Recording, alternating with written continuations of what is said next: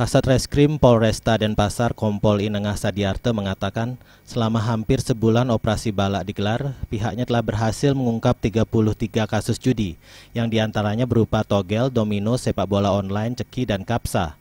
Dari jenis-jenis judi tersebut diamankan 67 tersangka, yakni 4 orang sebagai bandar, 1 orang pengepul, 19 pengecer, dan 43 pemain judi. Omset bandar mencapai 10 hingga 15 juta rupiah per hari, sedangkan omset pengepulnya mencapai 5 juta rupiah per hari. Polresta Denpasar berhasil mengungkap sebanyak 33 jenis perjudian, jenis kasus perjudian dengan jumlah tersangka sebanyak 60-an.